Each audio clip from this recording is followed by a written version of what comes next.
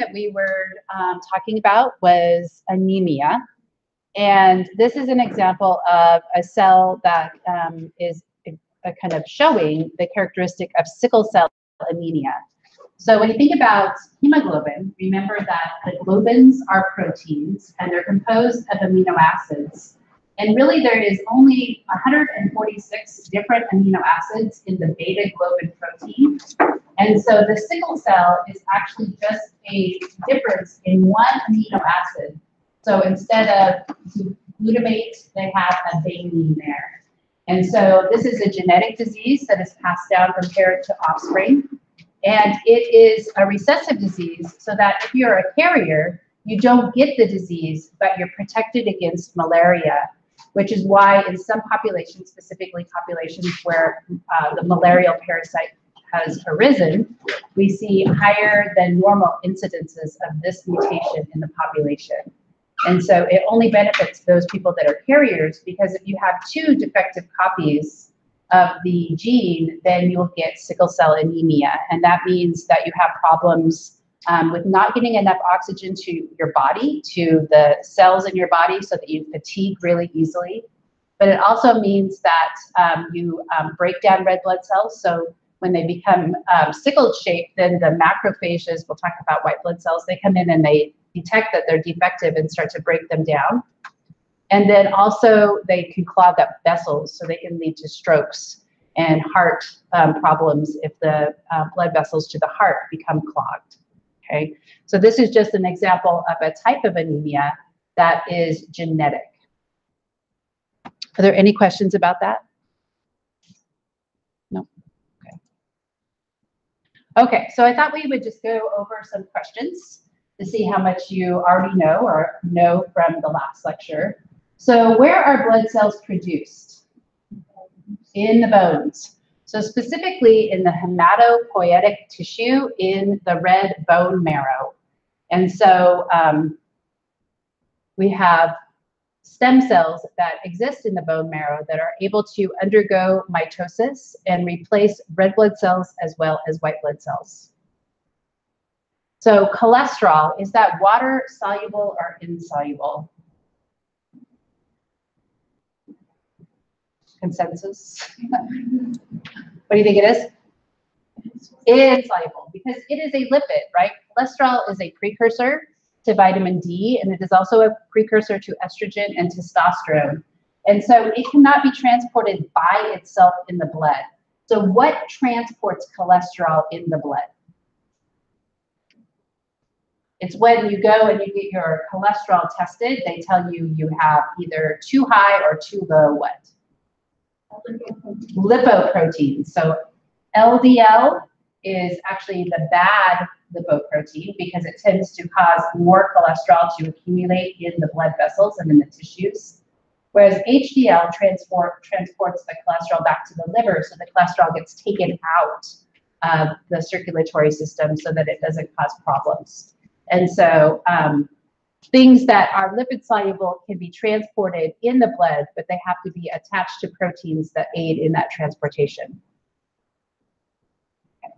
So where is hemoglobin found? Erythrocytes, right? Those are the red blood cells, and they are unique. What are some of their characteristics that erythrocytes have? They're what? They're smooth. But what is their shape? Not round, but a disc, right? So they're a biconcave disc. Do they have a nucleus? No. Okay, so in endothermic organisms like we are and like birds, we have gotten rid of the nucleus so we can pack more hemoglobin into those cells. Okay, so an athlete training in which one would tend to have a higher red blood cell count? Denver, right? Because as we go up in altitude, there is less oxygen, and so they tend to get more red blood cells so that they can carry more oxygen in the blood. Okay, so they can pick up more oxygen and deliver it to the rest of the body. Okay, so we talked about this. What is this? Anybody remember? This is a glycoprotein hormone.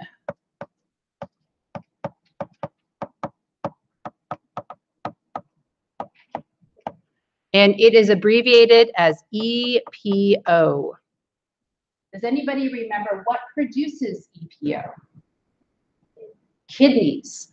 So remember that the kidneys have the ability to detect the oxygen carrying capacity of the blood. And if there's not enough oxygen getting to the kidneys have receptors that can detect that, and then they can release EPO into the circulation. So the circulatory system, where would this EPO find itself? Where is the target of the EPO? Where do you think it goes? So it's produced by the kidney. Where are red blood cells produced? Bone marrow. So the target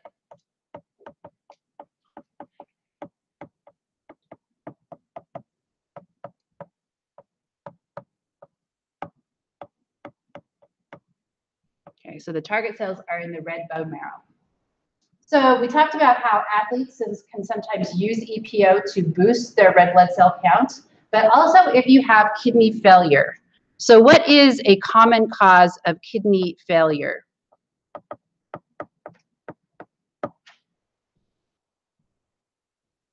And what do you do if your kidneys are not working? What do you have to do?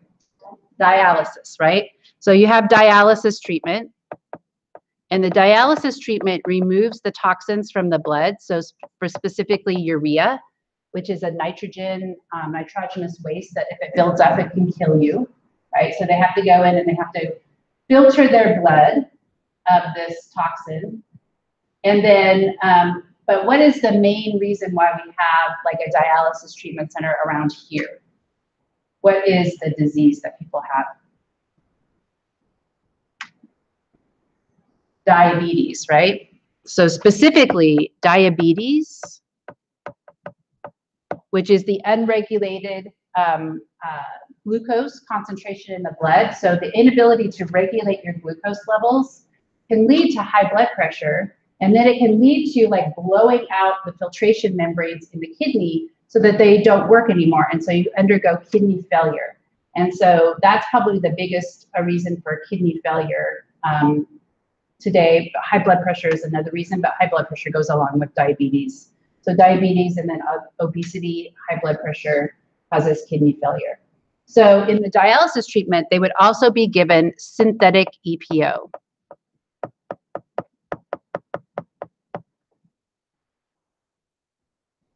So must be given if the liver cannot produce it.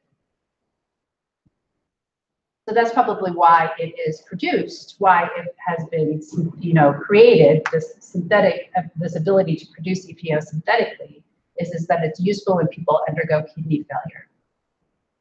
Okay, so that would be what would be produced if we were anemic. But the opposite of having anemia is polycythemia. So this is actually too many red blood cells.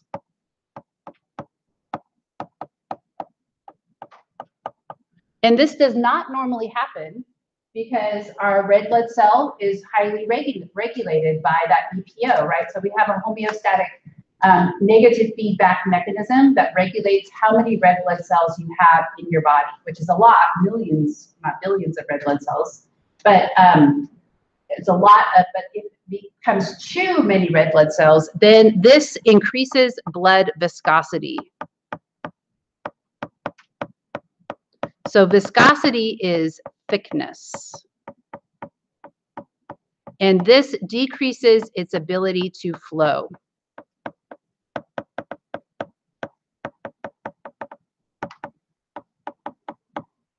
So you do not want to have too many red blood cells. So this is why it's particularly dangerous if you're a healthy athlete to take EPO, because that can lead to polycythemia, and then you could die from that. If the blood cannot get so thick that it's not flowing properly to your brain, you go into a coma and you can die. Okay. So that would be kind of the opposite of anemia and not having enough red blood cells. Okay, so we're going to talk about the life cycle of a red blood cell. So does anybody remember, where are the red blood cells primarily broken down at once they have become aged? too old to do their function, damaged red blood cells. What organ does that occur in? Does anybody know? Not the thymus, the spleen, right? So the spleen has what are called macrophages. And these are specialized white blood cells. We're going to talk about white blood cells today. But these macrophages attack essentially and digest. They break down the red blood cells. So these break down red blood cells.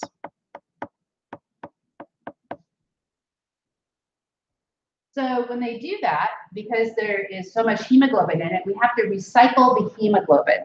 So the hemoglobin is recycled.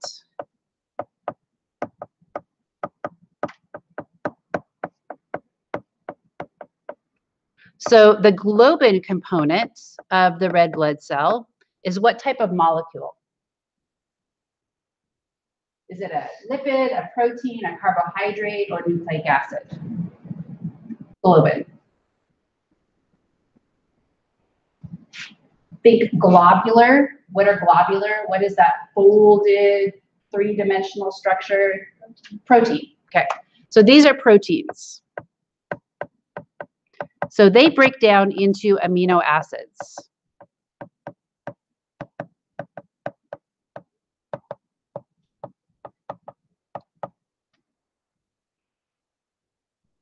So these amino acids are put back into the circulatory system. So we have amino acids just traveling freely in the circulatory system because they are water soluble. So these return to circulation.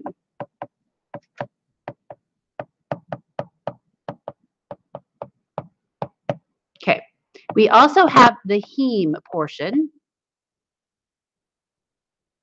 And the heme portion can be broken down into iron, because remember that iron is the mineral that is found in hemoglobin. And iron cannot be transported in the blood by itself. So it is actually transported via transferrin. So it's transported in blood via transferrin. So ferrin is actually just another word for iron, and just think transporting. So transporting iron. These are proteins that transport iron in the blood. Okay, but it can also be stored in the liver.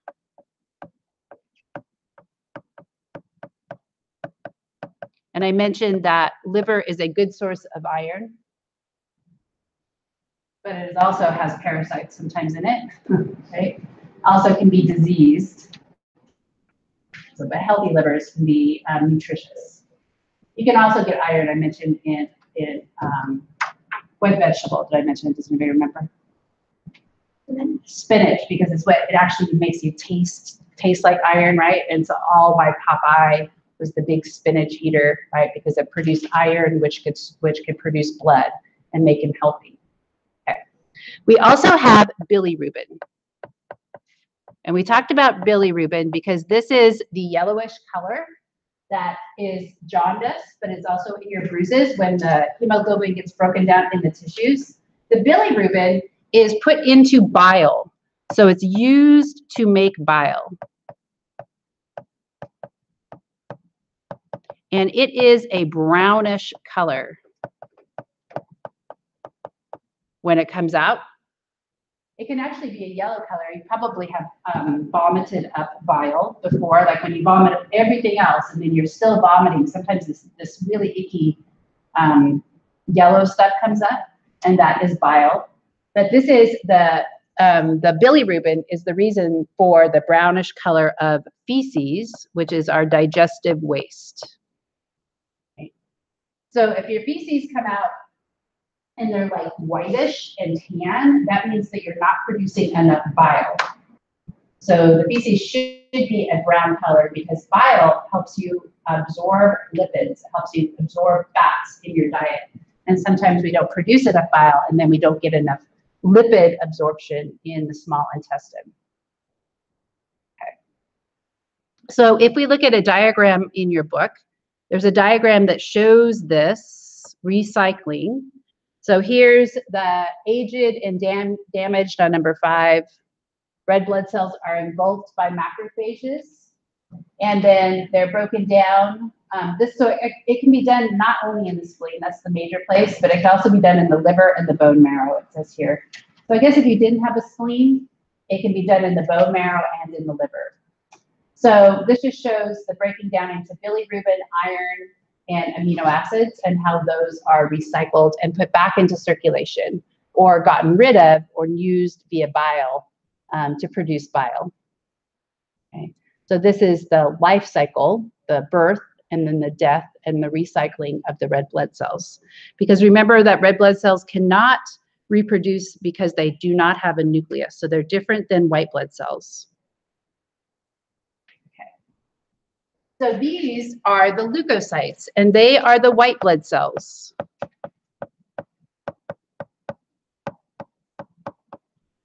And there is a helpful mnemonic device that means absolutely nothing other than it helps you memorize which leukocytes are more numerous in the blood. And so if I write this sentence out, it is never let monkeys eat bananas. Oh, and I always want to put 2 N's in the banana. Bananas. Yeah. Okay. So never. That is the most abundant leukocyte in your blood starts with an N, and it is a neutrophil. Let are lymphocytes. Monkeys are monocytes. E is for eosinophils. And B is for basophils.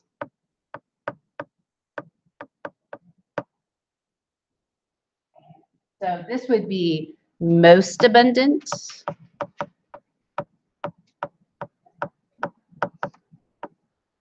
To least abundant. But remember that the white blood cells are a lot less abundant than the red blood cells, right? So if we remember that our whole blood, when you spin it down, the white blood cells are only found in that thin middle layer, right? What is that little the little layer called? Does anybody remember? So we have the hematocrit, we have the plasma on top, and then we have the buffy coat. So the buffy coat is the layer of leukocytes. Okay, so neutrophils are probably the most abundant because they are phagocytes, and they are really important in killing bacteria.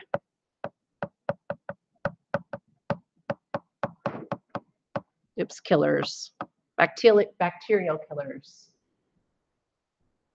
So your neutrophils are going to be the first ones that come in contact with bacteria that you get into your body. They are also important in destroying cancer and viral infected cells.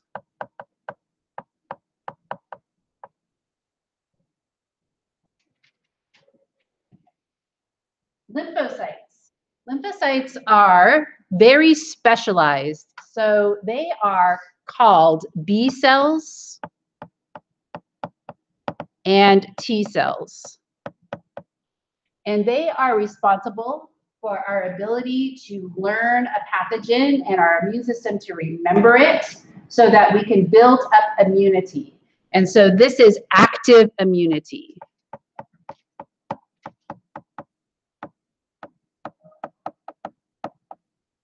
Right, so immunological memory is due to the lymphocytes.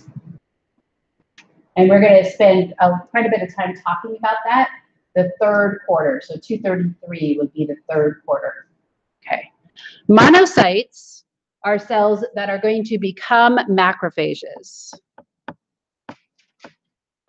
And macrophages are just large cells that can eat lots of stuff. So they can eat dead and non-functioning cells. They can eat just stuff that gets into the circulatory system and starts to break down, right? And they can also attack bacteria and other pathogens. Is that leukocyte that's affected in Hemophilia? You know, mono is actually a different, they thought it was monocytes, and I was going to look at my notes. I was going to talk about that later. They thought it was monocytes, but it is actually an excessive number of lymphocytes.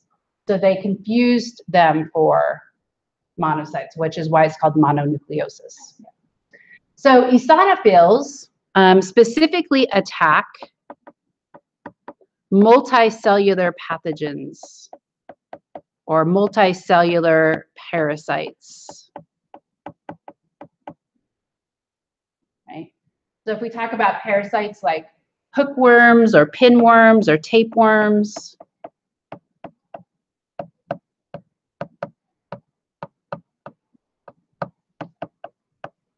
we don't have a lot of these in our country, but they're very abundant in other places, right?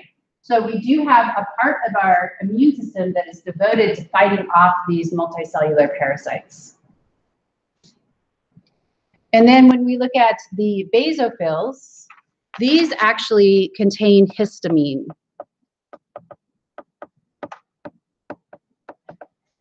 And histamine is an important part of the inflammatory response. So histamine is a chemical that causes inflammation. So this leads to inflammation. And we hear a lot of bad things about inflammation, but actually inflammation is a defense mechanism. So that inflammation causes white blood cells to come out of the blood vessels and get into the tissues and actually find and destroy pathogens. And so if inflammation occurs correctly and is not long-term, it is actually a really important defense mechanism. Okay. So these, this is as the most abundant to least abundant. We also classify them as to whether or not they are granulocytes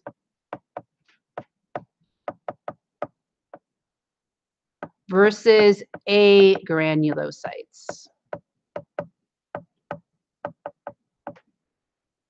So granules are vesicles filled with, could be enzymes or histamine. So these have vesicles inside of them that we can see and we can stain. Actually, vesicles has got one S. Vesicles inside with enzymes or histamine. Okay, so these lack vesicles. And we know that vesicles are important because they contain stuff that can be secreted by the cell. So if a neutrophil is going to digest something, it needs to have vesicles filled with enzymes. And so when we look at the agranulocytes, these are the lymphocytes and the monocytes. So those are the ones that lack vesicles.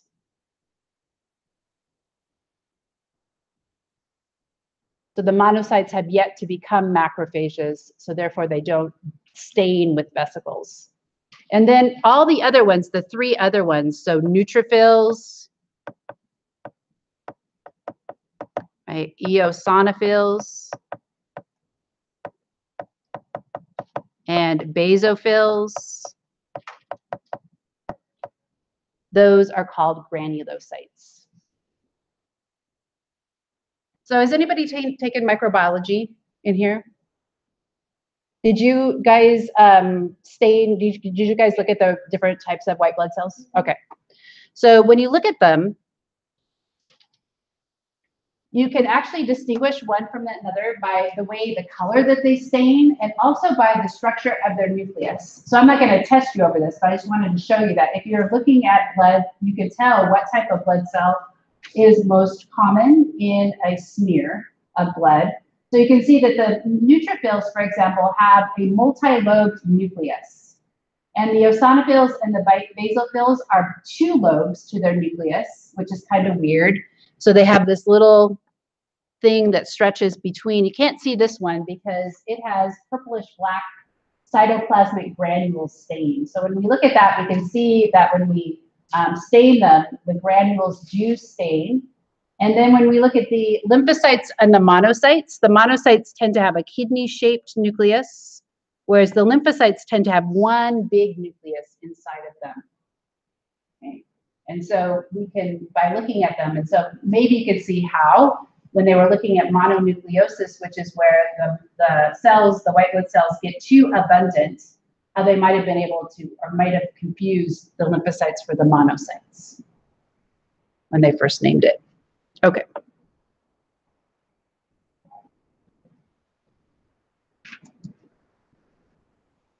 Okay, so what causes white blood cells to reproduce? What causes them to be produced? So we talked about erythropoiesis and erythropoietin, which is the hormone. So this is leukopoiesis. So this is what stimulates white blood cell production.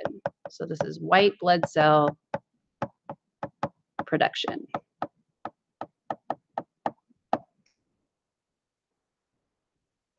So one thing that stimulates them are what are referred to as interleukins.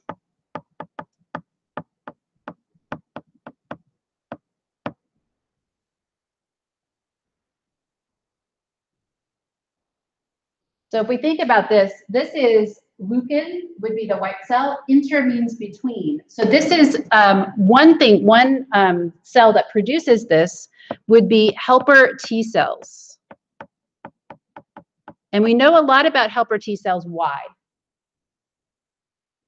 What do you, like when you hear helper T cell, what disease do you think of?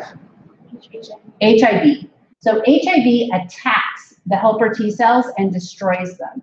And the helper T cells are called helper because they help coordinate the whole immune response. So the helper T cells produce chemicals that cause other cells to reproduce. Right? So they stimulate the production of them. So it's not the kidney that regulates white blood cell production. It's not an endocrine gland anywhere, but it is other white blood cells that stimulate the production of white blood cells. So this is a good, the reason for this is a good thing, is that if you get sick, then your white blood cells count is going to be elevated, right? So if you have an illness, right, you're going to get an increase in the white blood cell count.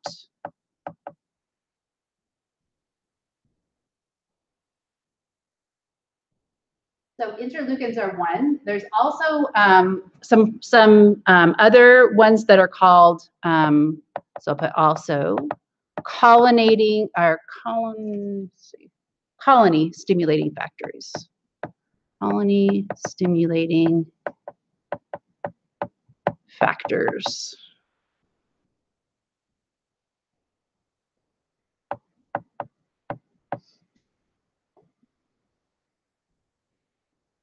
Okay.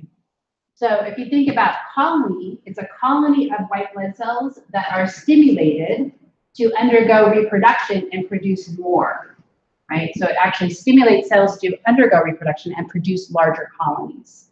And so, for example, if you had AIDS, right, one treatment for AIDS would be to give people interleukins and colony stimulating factors, right? Because that might actually play the role of the helper T cells. Also, cancer patients. Patients. These sometimes receive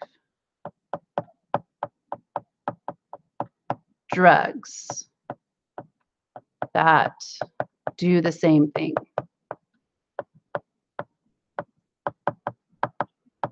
So if you're a cancer patient, you might be put on a type of interleukin, which would stimulate white blood cells to reproduce. And white blood cells can oftentimes tell if cancer cells are abnormal, if cells are abnormal and become cancer, and they can destroy them. Okay.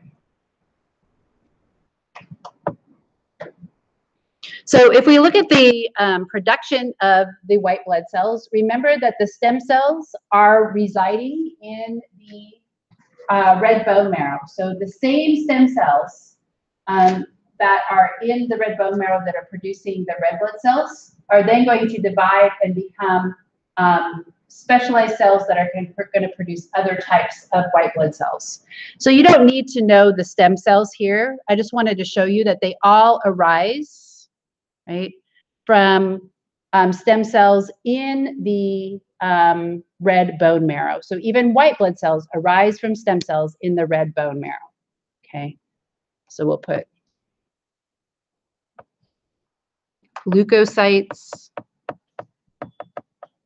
all arise from stem cells in the red bone marrow.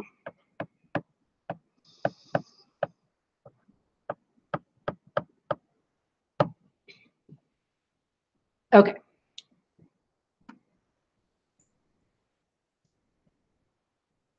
So at the very beginning, when we were talking about the whole blood, I mentioned that there was a type of cancer that is due to the unregulated cell division of leukocytes. And so can anybody give me an example of what is that called? Leukemia.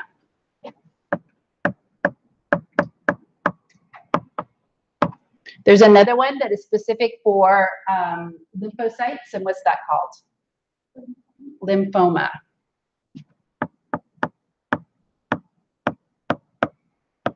So this is the cancer, which is unregulated cell division, right? So we would predict that the white blood cell count would be elevated extremely high, right, if you had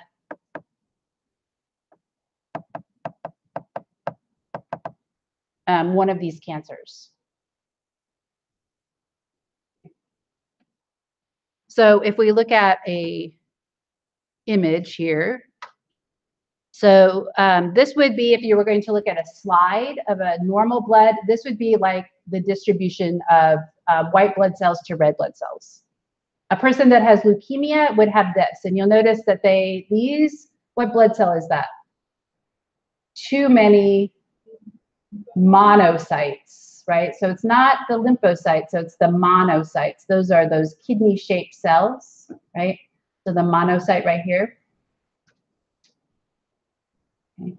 And then you can see that there's all different kinds of symptoms for leukemia, like weight loss, frequent infections because the white blood cells are not doing their work, shortness of breath, maybe they're not getting enough oxygen, you're weak, you have pain, fatigue, and then the spleen and the liver are enlarged. And so that could be due to the fact that red blood cells are getting stuck in there and the macrophages are trying to destroy them and trying to fight off the cancer, right? And then you get other characteristic signs of leukemia. Okay, so it's not, there's kind of a whole systemic set of symptoms. So the other type of leukemia or leukocyte disorder, not leukemia, leukocyte disorder is what is referred to as mononucleosis. So sometimes this is just called mono, and it is called the kissing disease because it is in saliva and it can be contacted. You can actually get it by kissing somebody with it. But it can also be through coughing and droplets, sneezing, right? So it's not, the person who has mononucleosis didn't just get it from kissing. They could have gotten it for some other reason. And this is actually due to a virus. So it's called the Epstein-Barr virus.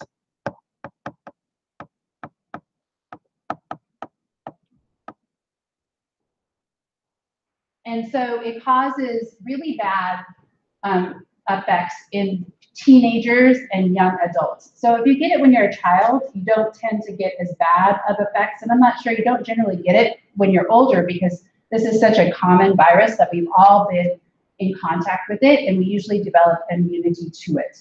And so mononucleosis is known for like the really bad sore throat, right? And the problem with this disease is it doesn't take a week to get over it. It takes like months to get over it.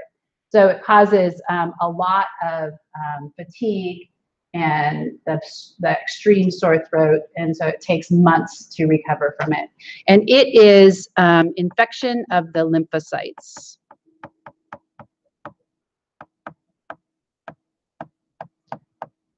So not monocytes.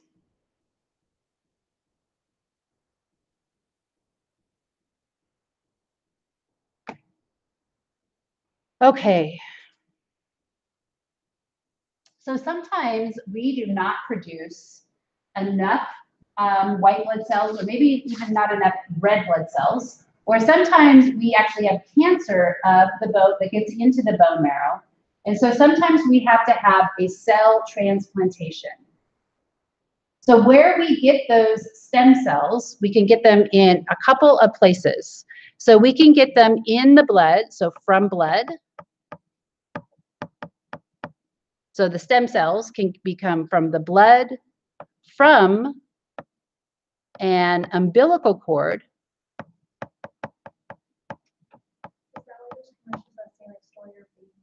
Yes.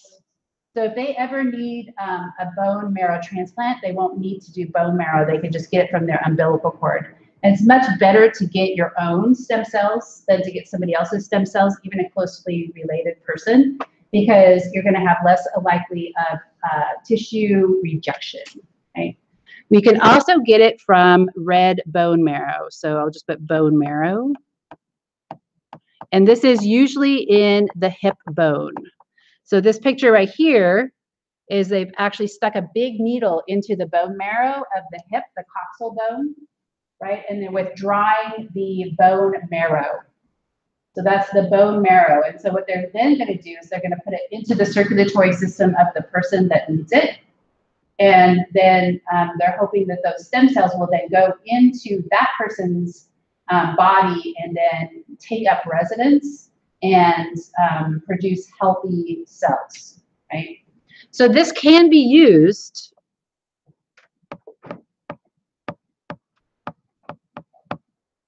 to treat cancers. So like leukemia.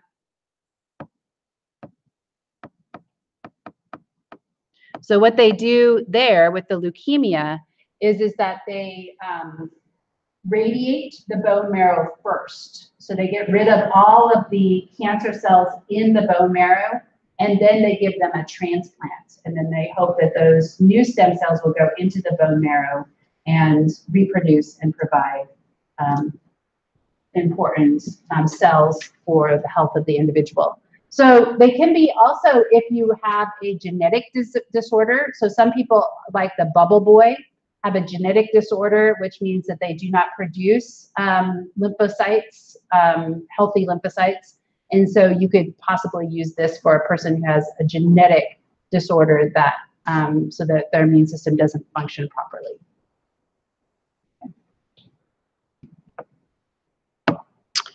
Okay.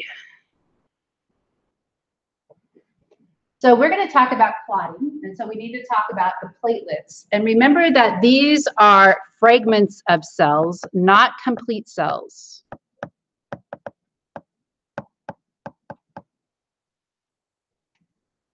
And they're actually produced from a cell called a megakaryocyte.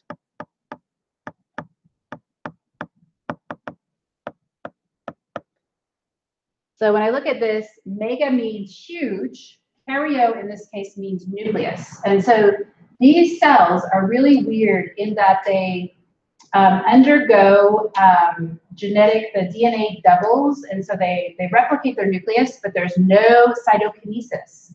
So the nucleus is just keep replicating, so they produce these huge cells that have these huge nuclei. And these just fragment off pieces.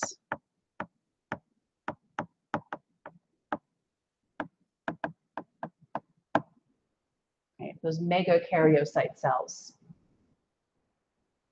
So the platelets are super important for blood clotting.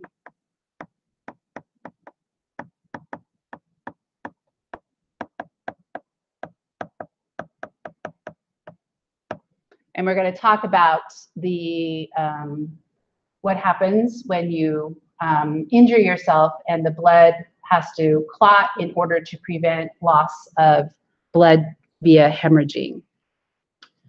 Okay, so if we look at this diagram here, this is my stem cell. This is my megakaryocyte. So notice here it's got like 3 nucleuses.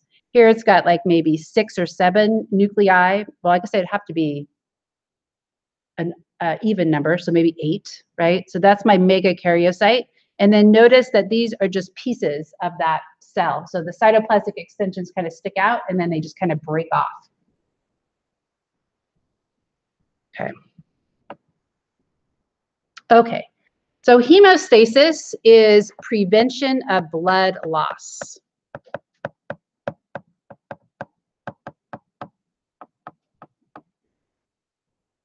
So the first part of hemostasis is where you get, if you have an injured blood vessel, is that the blood vessel undergoes vascular spasms. So the first step is the vascular spasms of damaged blood vessels.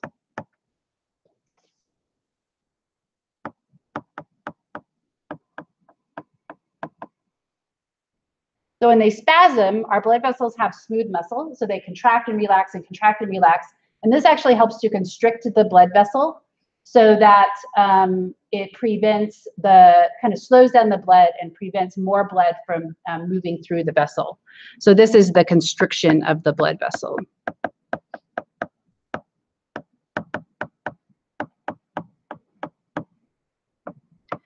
The second is that when you get a damage to a blood vessel, it becomes rough, and specifically you get collagen fibers. So there's connective tissue surrounding your blood vessels, and when they rupture, when the blood vessel wall is damaged, those collagen fibers kind of stick out. And so the platelets adhere to the sides of the blood vessels. So this is where the platelets adhere to damaged sites in blood vessels. And we'll put in parentheses here, collagen fibers exposed. Okay. So this is actually why it's really important that your blood vessels are smooth.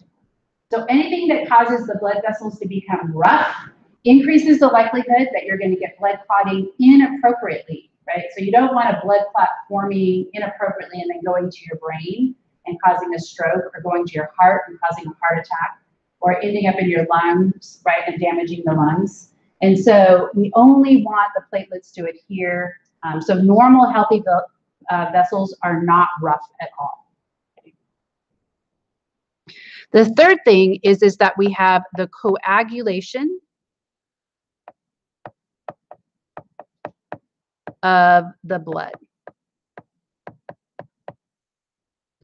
So we're going to talk about agglutination when we talk about, and when we do the blood lab this week, where we're going to test our blood to determine what blood type we are.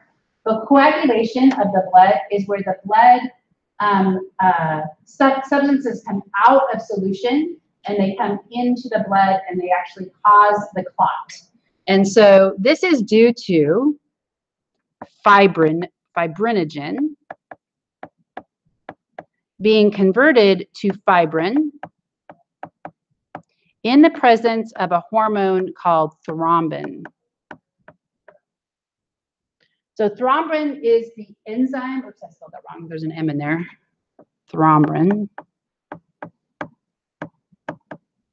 So thrombin is the enzyme that causes fibrinogen to come out of solution and to form fibrin. So we would say that this thrombin is an example of a procoagulant.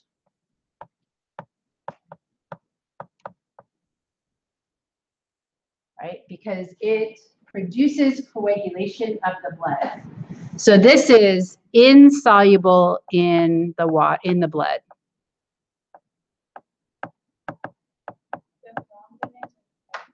The fibrin.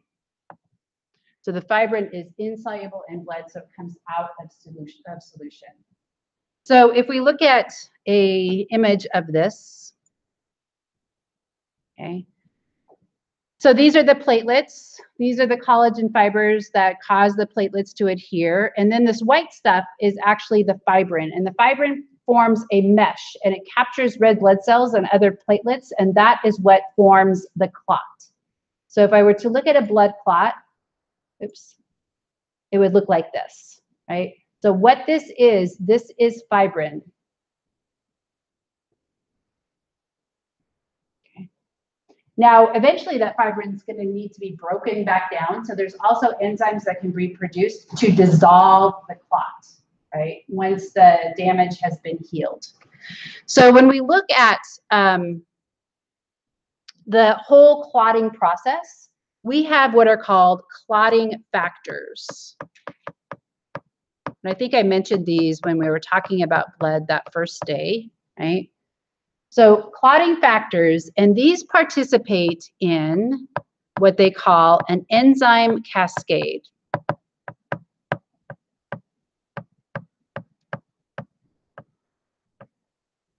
And this is one of the few examples of a positive feedback mechanism that we see in the body, where one thing causes a response, and then it kind of, this enzymatic cascade just causes the response to build. So the response becomes bigger because of the way that this enzymatic cascade takes place, okay? So you don't need to know the difference between intrinsic and extrinsic, and you actually, I'm not gonna make you memorize this at some point. If you were gonna go on, you might need to memorize this, like if you're in biochem, take a biochem class. But what you need to know is that there are different clotting factors, and these are all proteins that are coded for by genes. And so sometimes we can have genetic defects in these clotting factors that either cause you to bleed, like you have hemophilia, or in some places you find out, oops, I have a defective clotting factor that makes it more likely that I am going to clot inappropriately. So my blood is going to clot inappropriately. So therefore I have to take anticoagulants regularly to prevent inappropriate clotting, okay? So this enzymatic cascade. So there's actually 13 different, so it's actually Roman numeral 1 through 13 different factors. You'll also notice that there is a mineral that needs to be present. What's that mineral?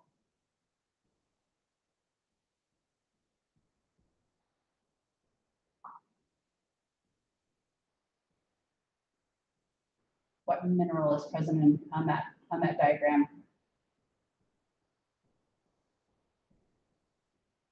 Calcium, right?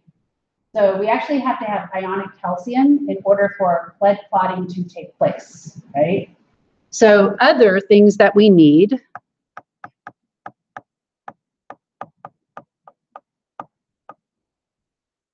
okay, other necessary things that we need for proper clotting, right, are calcium, right? So that's ionic calcium that has to be in the blood. And what do you give a baby when they are first born? What do they get a shot of in order to help with potential blood clotting in case you had to undergo surgery? It's a vitamin. You give them a shot of what vitamin? Anybody know? K, right? So vitamin K is necessary for the production of one of these, right? Of one of these clotting factors. So babies do not have vitamin K because our vitamin K is actually produced by E. coli in our large intestine. And because their digestive tract is sterile, they cannot produce vitamin K until they've colonized, there's microbes that colonize their digestive tract and they start to produce vitamin K. So they give a shot of vitamin K to newborns, just in case they have to do surgery on them. They need their blood to be able to clot. So at the very bottom here of this diagram, right, notice that we have thrombin, right? Notice that it converts fibrinogen to fibrin. And then we get that cross-linked mesh of the fibrin catching the blood cells. Okay, so in order for the clot to dissolve, we have fibrinolysis.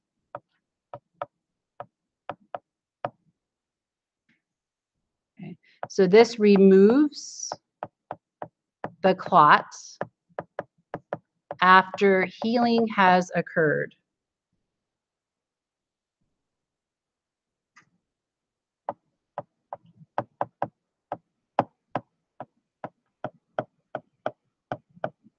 So I forgot to mention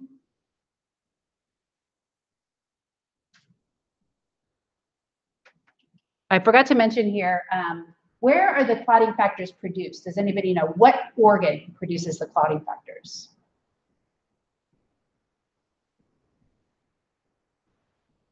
Anybody know? It is produced by the liver. So if you have liver failure, then your blood will stop clotting, right? So here I'm going to put here clotting factors produced by a healthy liver. So if you are having liver failure, you're likely to hemorrhage because you're not producing clotting factors that go into the blood.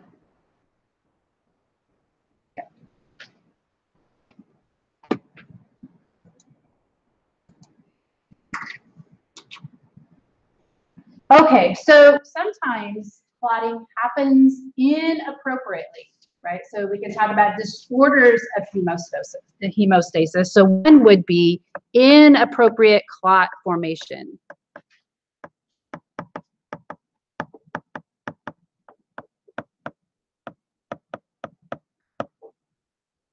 So if a clot occurs in an unbroken blood vessel, it is called a thrombus.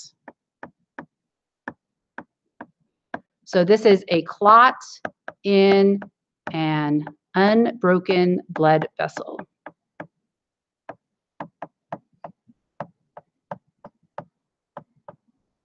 If that clot breaks free, right? If it breaks free and is floating, right? So this is this is attached to the blood vessel.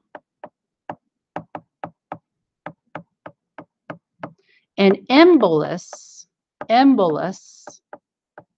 is a clot that has broken free. So you could start with a thrombus, and then if that clot breaks free, it will go anywhere in the body. It could be anywhere in the body. So it could end up like in your heart, right? Or it could end up in your brain, and in that case, it could cause a stroke. So if you get it in the brain, it can cause a stroke. In the heart, it can cause a heart attack.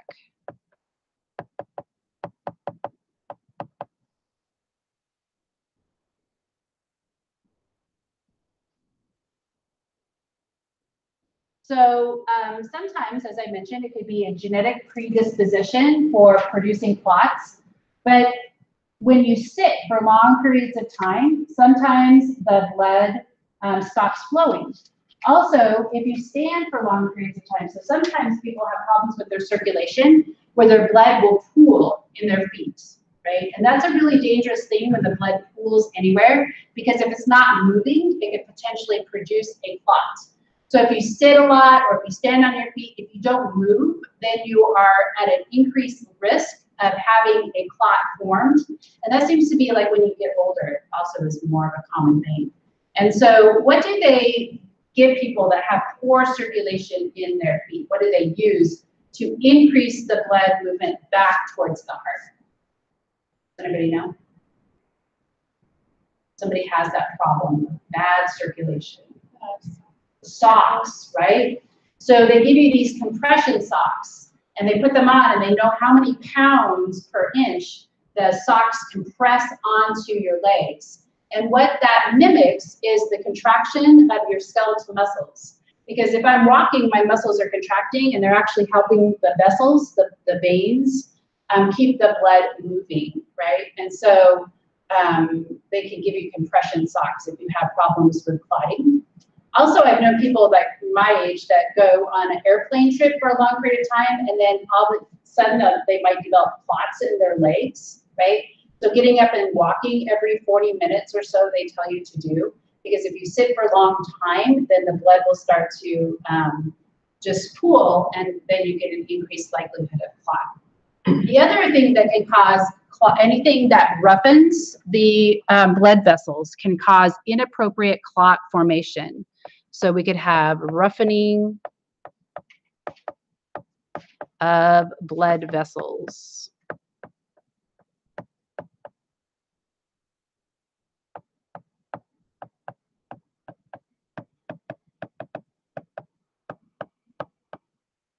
So specifically, we could have bacterial infection.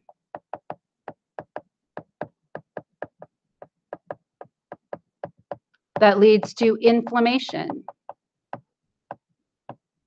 chronic inflammation, which then can lead to that roughening of the blood vessels. So also when you're my age or older, when you go to the dentist, they get really concerned if you have swollen gums, right? Because the swollen gums can be due to a bad bacteria that is known to reside in your mouth, that if it gets into your circulatory system and gets into your blood vessels, it can cause a roughening of the blood vessels, and you're more likely to get clots form.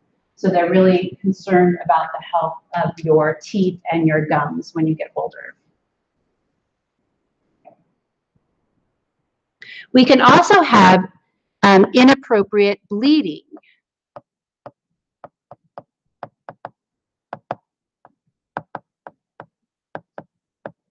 Right? And this is sometimes referred to as hemophilia. And hemophilia A is actually due to a defect in the gene that codes for clotting factor 8. So in genetics, they oftentimes talk about hemophilia A because it was a royal disease in the past, because people tended to interbreed because they had this misconception that they had to keep the royal bloodline together, right, rather than outbreeding. So hemophilia A is a defect in a clotting factor. It's actually clotting factor 8.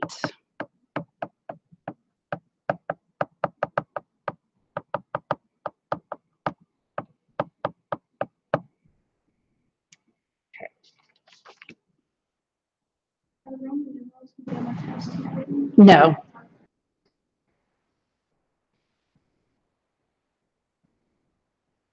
Okay. So you could also have platelet deficiency.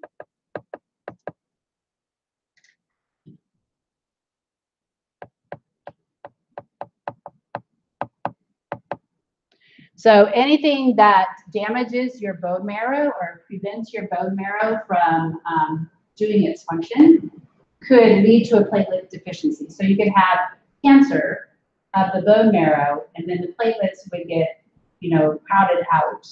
Okay.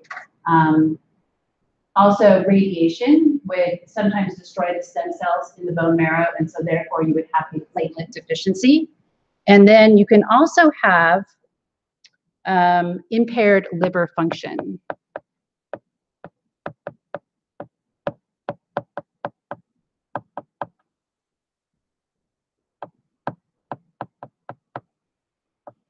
Right.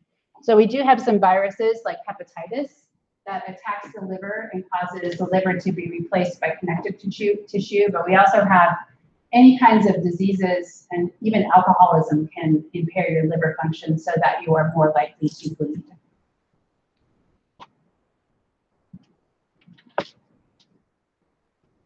Okay, transfusion of blood. So when we look at our blood types, there are actually many different types of blood types, but we are only really usually concerned with two different groups. So this is the ABO blood type, and it is paired with the RH blood type.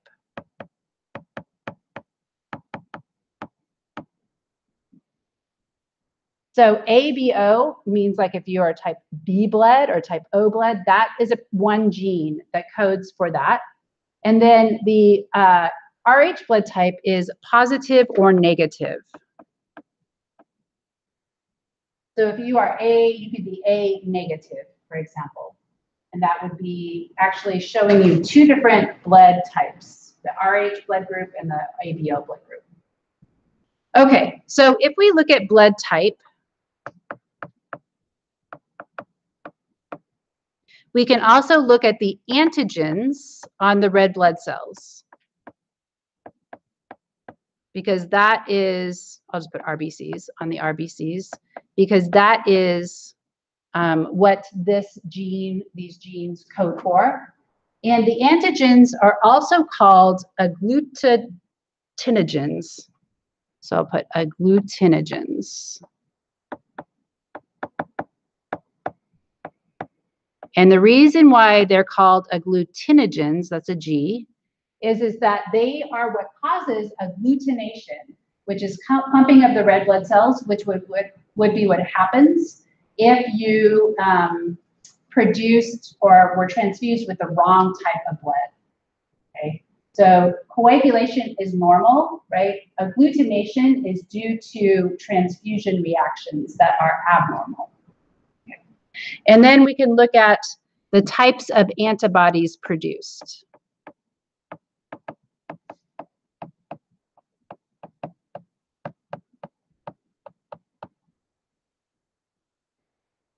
Okay, so if I am A,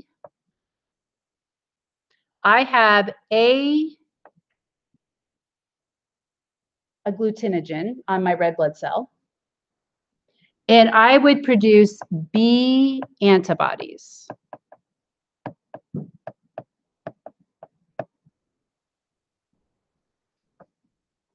If I am type B, I would be B, and I would produce A antibodies. If I am AB, I have both A and B, and I would produce neither A or B antibodies. Okay. And then if I am type O, I would have neither A or B, but I'd produce both A and B antibodies. So that's why they say that type AB is the universal receiver, right? Because it's not going to produce any antibodies. And type O is the universal donor because it has neither A or B antibodies. So antibodies are agglutinogens are just on the outside of the red blood cells. Okay. Then we add the RH. So if I am RH positive, I have RH antigens, and I produce no RH antibodies.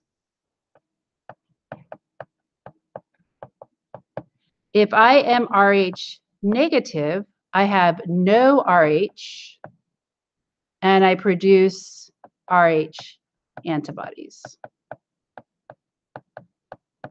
So actually, O negative is really the universal donor, and AB positive is the universal receiver.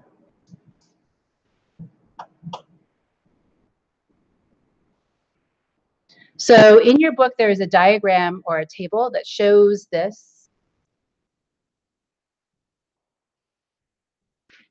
Okay. So this just shows AB. And so A is this little triangle and B is the circle. Right? So it has both of them, but it would produce neither of those. Type B, if it was exposed to type A, blood, it would produce antibodies that would attack that blood. Type B, or excuse me, type A, it would produce antibodies that would attack B, right? And then if you're type O, then you are the universal donor.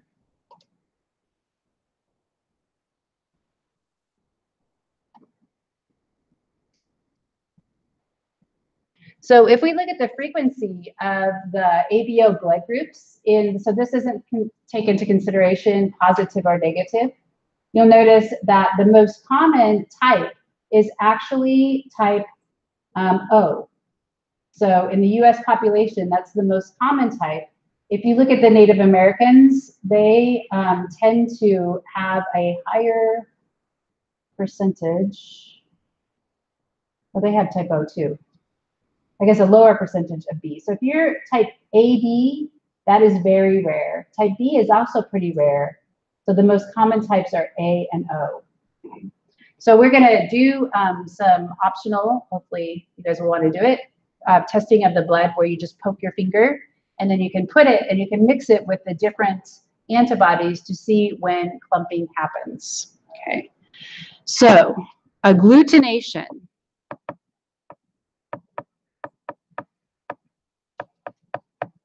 This is what happens during a transfusion reaction.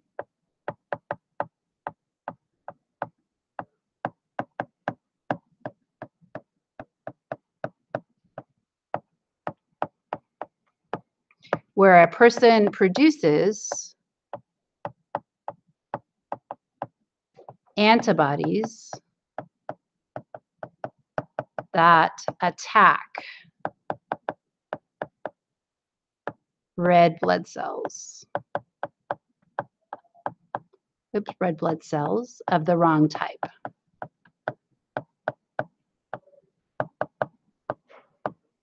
Okay. So agglutination could lead to death. So if you're type A and somebody gives you type B blood, your antibodies could be produced and they would attack those Bs and they cause them to agglutinate. And agglutinate looks like clumping. And then that would stop the blood flow and then you could die, right? Could stop the blood going to your brain or to your heart. But that's different than coagulation. Coagulation is blood clotting. Agglutination is transfusion reactions. Okay, so I'm going to stop there for today. And then we are going to talk about the heart on Wednesday. But we do have a quiz on Wednesday over this information.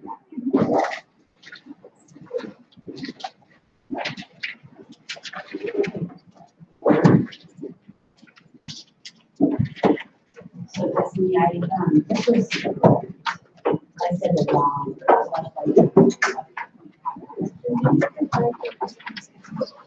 I did. Did you not get your back? Okay. You got it. Ooh. You can do the extra credit. Or make that go up. The extra credit is, I think it's on your paper. It should be those mastering assignments. There was a histology one. There's also another extra credit. Okay, I'll look at it. Thank you. And the final is no. It's going to be green. Yes.